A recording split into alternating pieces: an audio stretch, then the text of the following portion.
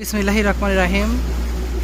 আমাদের বাংলাদেশে যে আসলে সোনালী হাঁসগুলো কীভাবে ছাড়ানো হয় সেটা কিন্তু আপনাদের দেখানো হয় নাই।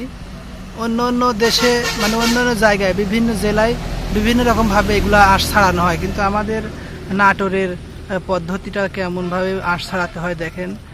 আমাদের এলাকায় কিন্তু অধিকাংশ পুরুষ মানুষ, যারা ছেলে মানুষ আছে, তারাই এই সোনালী হাঁসগুলো এরকমভাবে সুন্দর করে ছিলে এবং এইখান থেকেই ধোয়ার কাজ শেষ করে দেয়।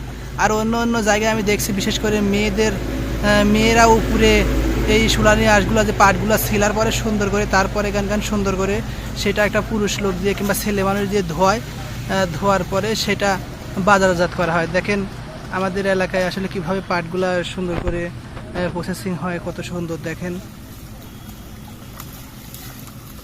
একটা পাট চাষ যারা করে, কিন্তু পাট চাষে অনেক ব্যয়বহুল খরচ। এটাতে যতক্ষণ পর্যন্ত পাট বিক্রি না হবে ততক্ষণ পর্যন্ত এটার খরচ শেষ হয় না। সাধারণ যারা জনগণ আছে কিংবা যারা ঊর্ধ্বতন লোকজন আছে, সরকারি লোকজন, একে সুন্দর করে দেখেন যে পাটগুলা বেল্ট করা হচ্ছে। এটা 50টা দিয়ে সুন্দর করে একটা করে বেল্ট তৈরি করা হয়। দেখেন পাটগুলো ছিলে এইখানে রাখা হচ্ছে এবং পাটগুলা কত সুন্দর করে বেঁধে এগুলা একটা করে আটি বাঁধা হচ্ছে।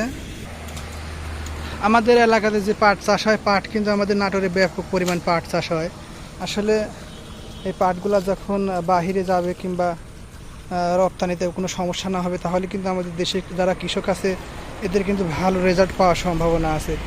এটা আমরা চাই যারা সরকারি কর্মচারী আছে এবং সরকারি ঊর্ধ্বতন কর্মকর্তারা আছে, আসলে পাটগুলা কীভাবে বাহিরে পাঠায়, কোনোভাবে হাত বদল না করে ডাইরেক্ট যদি পাটগুলা বিদেশে পাঠানো যায় তাহলে আমাদের কৃষকের একটা ভালো